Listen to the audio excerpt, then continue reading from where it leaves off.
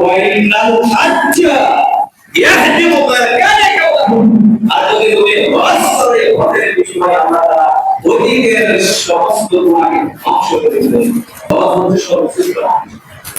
আয়েশা সিদ্দিকা রাদিয়াল্লাহু তাআলা একদা রাসূলুল্লাহ সাল্লাল্লাহু আলাইহি ওয়াসাল্লামকে জিজ্ঞেস করলেন, হে আল্লাহর রাসূল, আমরা মহিলারা কি আপনার সাথে জিহাদের ময়দানে অংশগ্রহণ করতে পারি না? আপনি কি আমাদেরকে অনুমতি দিবেন না? রাসূল সাল্লাল্লাহু আলাইহি সাল্লাম বলেন, শুনে রাখো, মহিলাদের জন্য সর্বশ্রেষ্ঠ জিহাদ হচ্ছে আল হাজ্জুল মাবরুর, অর্থাৎ কবুলকৃত হজ। যেই জিহাদের ময়দানে কোনো যুদ্ধ নেই। আয়েশা সিদ্দিকা রাদিয়াল্লাহু তাআলা আনহা আবার রাসূল সাল্লাল্লাহু আলাইহি সাল্লামকে প্রশ্ন করলেন, হে আল্লাহর রাসূল, মহিলাদের উপরে কি কোনো হজ, মহিলাদের উপরে কোনো জিহাদ নেই? অর্থাৎ এই প্রশ্ন দ্বারা বোঝাচ্ছে মহিলাদের উপরে জিহাদ করা ফরজ কিনা।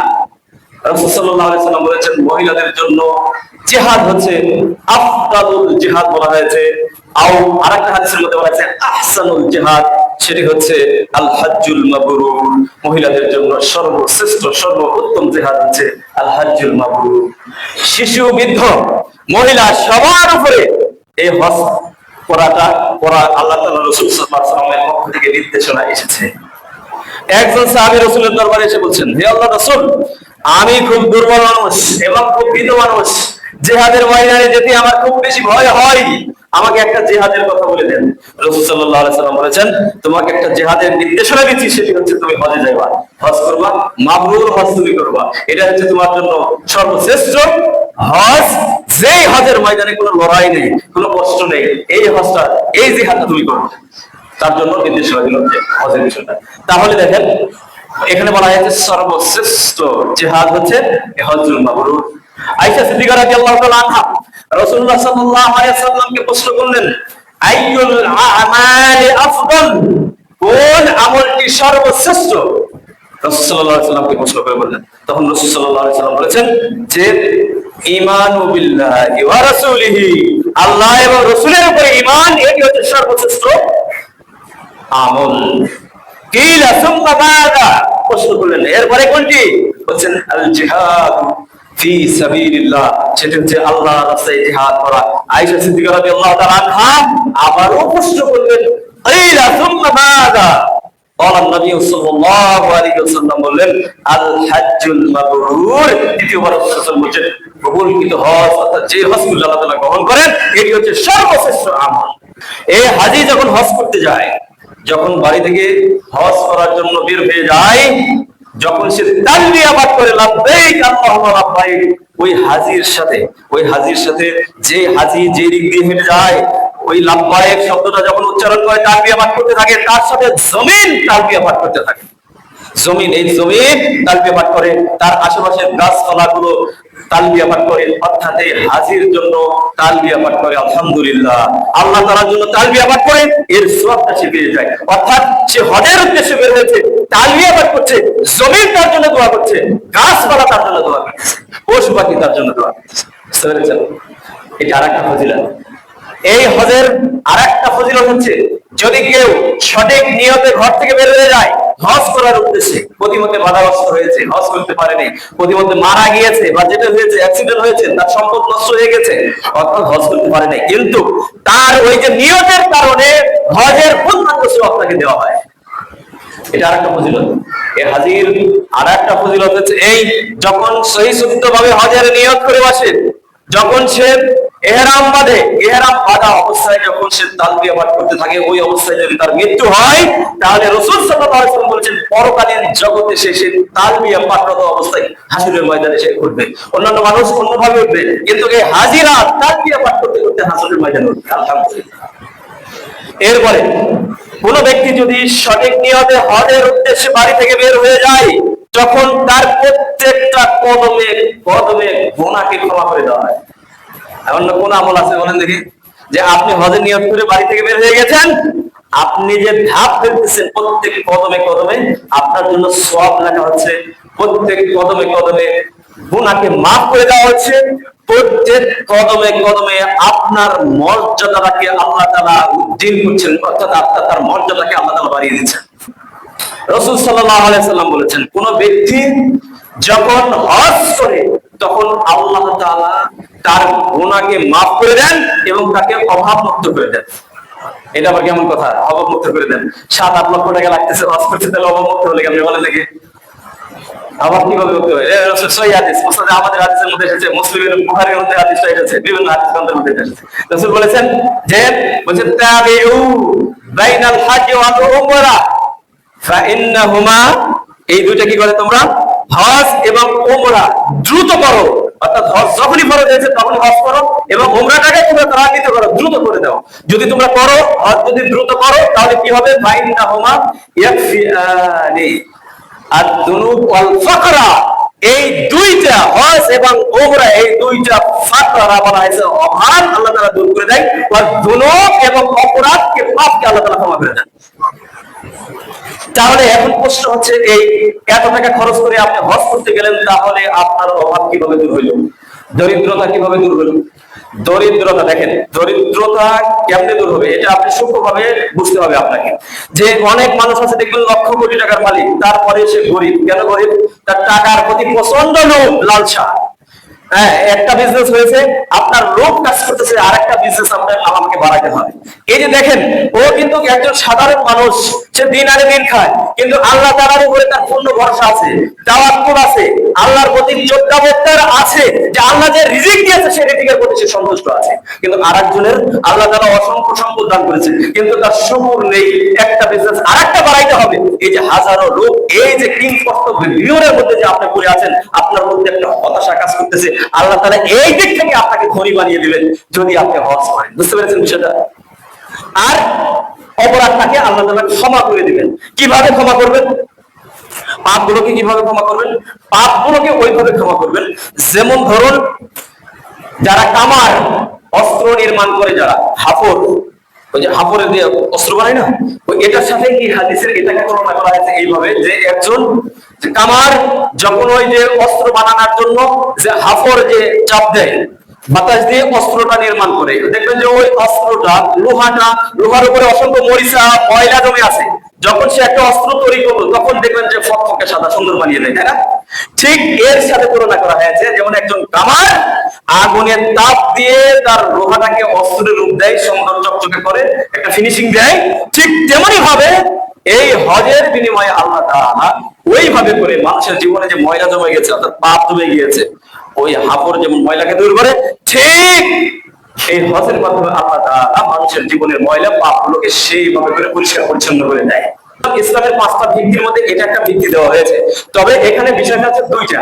মানে আমি যে আয়াতে তেলাওয়াত করেছি, ওয়ালিল্লাহি আলান নাসি হজ্জুল বাইত মান ইসতাতা ইলাইহি সাবিলা, ওই ব্যক্তির উপরে হজ ফরজ যে তার পথের খরচ বহন করার মতো যার সামর্থ্য আছে। পথের খরচ মানে কি? এখানে স্বাস্থ্যগত দিক একটা, আর একটা হচ্ছে আর্থিক দিক একটা। আপনার সামর্থ্য, আপনার 7-8 লক্ষ টাকা আপনার আছে, আপনি হজের নিয়ত করে ফেলে দিয়েছেন, আপনি হজ থেকে ফিরে আসবেন, আসলে আপনার ফ্যামিলির, পরিবারের দায়ভার আপনার উপরে দায়িত্ব, অর্থাৎ এই 2 মাস 10 দিনের খরচ আপনার ফ্যামিলিকে দেওয়ার মতো সামর্থ্য আপনার আছে, আর 7-8 লক্ষ টাকা যাওয়ার খরচ আপনার আছে।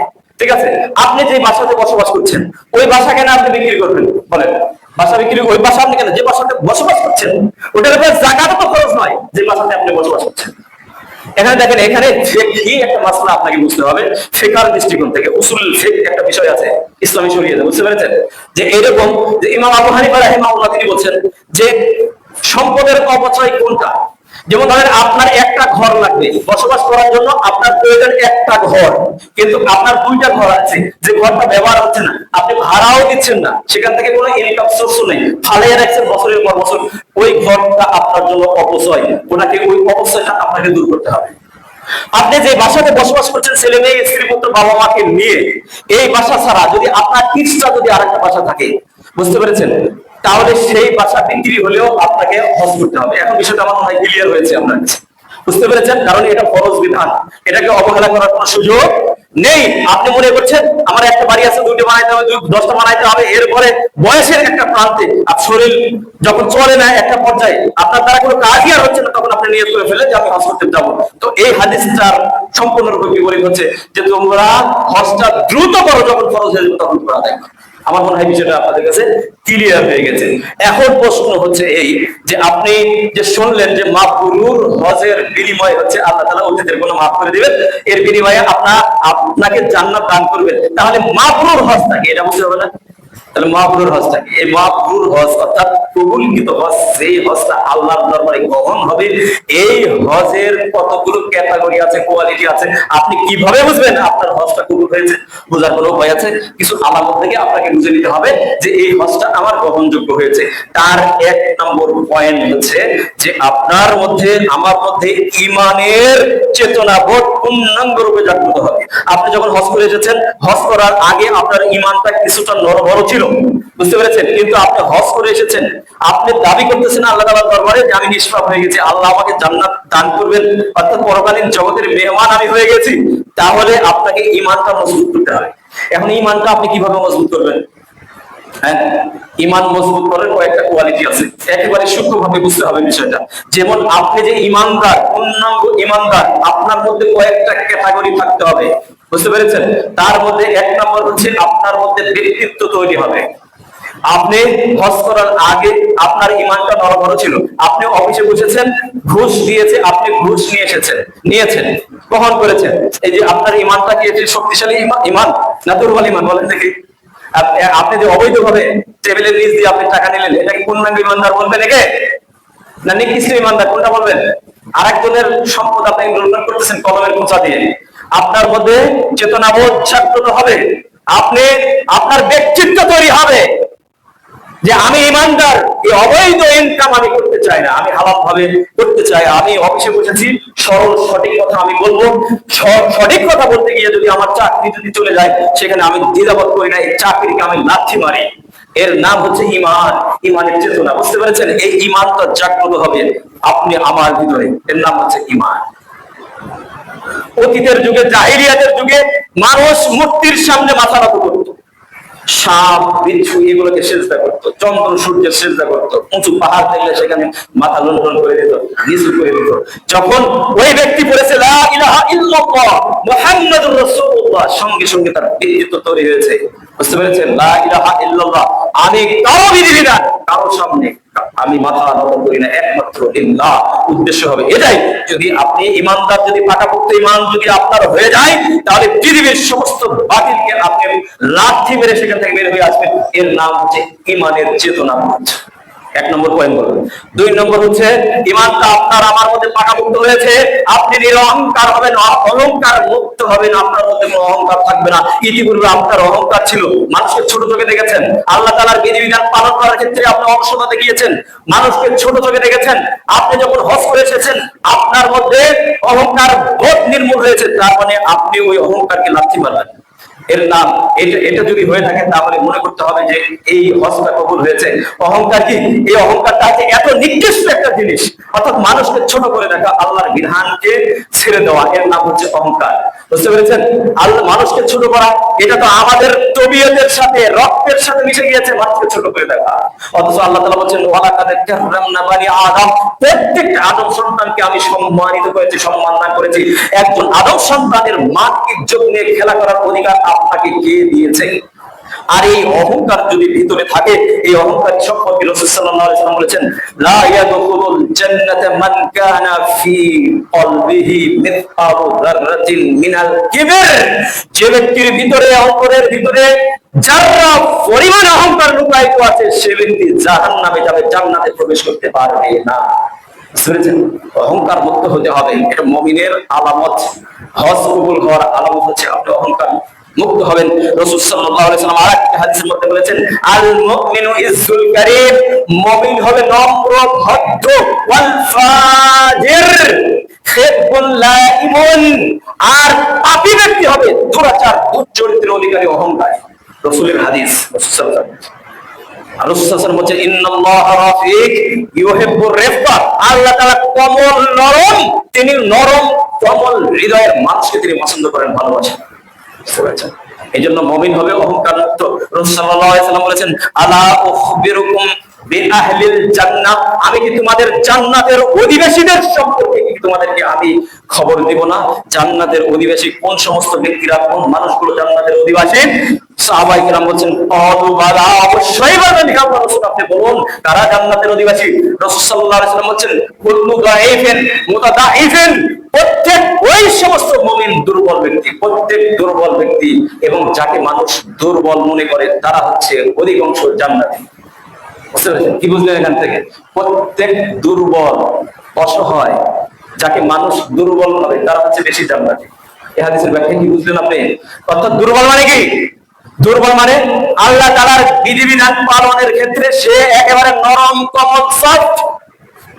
দুর্বল মানুষ তাকে দুর্বল মনে করতেছে, এই গরিব মানুষ, অসহায় মানুষ, এর মান নাই, সম্মান নাই, সমাজের বসবাস করার কোনো অধিকার নাই, বিভিন্ন ভাবে তুচ্ছ তাচ্ছিল্য করা হচ্ছে ওই ব্যক্তিটিকে, অথচ তার সম্পর্ক, তার ভালোবাসার সম্পর্ক হচ্ছে রবের সাথে। আপনি যাকে তিরস্কার করছেন দুর্বল ভেবে, কিন্তু সে জান্নাতের অধিবাসী। আর যাকে দুর্বল ভাবা হয়, অর্থাৎ এই নম্র সম্ময় ভদ্র মানুষ, সে নরম ভাবে চলে, মানুষের সাথে সুন্দর আচরণ করে, তার ভাষার মাধুর্যতা আছে, মানুষের সাথে নরম ভাষায় কথাবার্তা বলে, আপনি তার এই নরমের সুযোগ নিয়ে আপনি তাকে দুর্বল ভাবতেছেন, আসলে সে আসলে দুর্বল নয়। এই সমস্ত ব্যক্তিরা বেশি জান্নাতে যাবে। আর এরপরে রাসূলুল্লাহ বলেন আলা উখবিরুকুম বিআহলিন নার, আমি কি তোমাদেরকে জাহান্নামের অধিবাসীদের সম্পর্কে কি সংবাদ দিব না? অবশ্যই দিবেন। বলেন রাসূল সাল্লাল্লাহু আলাইহি ওয়াসাল্লাম বলেন কুল্লু উতুল্লিন ওয়া জাওয়াদিন ওয়া মুস্তাকবিরিন, তিনটা শব্দ এখানে, উতুল্লিন, জাওয়াজিন, মুস্তাকবিরিন। প্রত্যেক ওই অহংকারী, প্রত্যেক উতুল্লিন শব্দটার অনেকগুলো অর্থ আছে। এটা হচ্ছে সীমা লঙ্ঘনকারী, অর্থাৎ পাপী হতে পারে, অথবা এই উতুল্লিন কোরআন কারীমের মধ্যে বলা হয়েছে এটা জারজ সন্তান, এটাও ব্যবহার করা হয়েছে। বলা হয়েছে প্রত্যেক উতুল্লিন ওয়া জাওয়াজিন দাম্ভিক, জাওয়াজিন দাম্ভিক, অহংকারী ওয়া মুস্তাকবিরিন, এবং অহংকারী, এরা হচ্ছে বেশি অংশ হচ্ছে জাহান্নামের অধিবাসী। বুঝতে পেরেছেন বিষয়টা? এইজন্য একজন মুমিন সে হজ করে এসেছে, সে সেখান থেকে শিক্ষা নিয়ে এসেছে, সেখান থেকে বাইতুল্লাহ থেকে শিক্ষা নিয়ে এসেছে যে আমার ইমানের চেতনা বোধ আমাকে জাগ্রত করতে হবে, আমাকে অহংকার করা যাবে না। কারণ এই সীমিত সময়ের জন্য এই পৃথিবীতে এসে কেন আমার এত দাম্ভিকতা, এত অহংকার? পৃথিবীতে অনেক বড় বড় অহংকার এই পৃথিবী থেকে চলে গেছে। আপনি কতটুকু বড় অহংকার, কত টাকার মালিক হয়েছেন, কত সুন্দর আপনার স্বাস্থ্য, আপনার চাইতে সুন্দর স্বাস্থ্য মহাশয়ের মধ্যে কয়েক ঘন্টার মধ্যে নিঃশেষ হয়ে গিয়েছে। আপনার চাইতে অনেক সম্পদশালীকে আল্লাহ তাআলা ভিক্ষুক বানিয়ে দিয়েছেন, পথের ধারে ধারে ভিক্ষার ঝুলি কাঁধে নিয়ে তারা ঘুরতেছে। এটা আল্লাহ তাআলা বানিয়ে দিতে পারেন না? পারেন নাই। সুতরাং অহংকার করার কিচ্ছু নাই, বিনয় হয়ে যাবে, নরম হতে হবে। দুনিয়াতে কয়েকদিনের জন্য এসেছি, রবের সামনে আমাকে দাঁড়াতে হবে, এই চেতনা হয়ে জাগ্রত রাখতে হবে। বুঝতে পেরেছেন? ইনশাআল্লাহ পরবর্তী সময়ে এখান থেকে বাকি আলোচনা আবার করবো ইনশাআল্লাহ, সময় থাকলে আশা করা যায় ইনশাআল্লাহ। আকুলু কওলি হাযা আস্তাগফিরুল্লাহ লি ওয়া লাকুম ওয়া লিসাইরিল মুসলিমিনা ওয়াল মুসলিমাত ফাস্তাগফিরুহু ইন্নাহু হুয়াল গফুরুর রাহিম।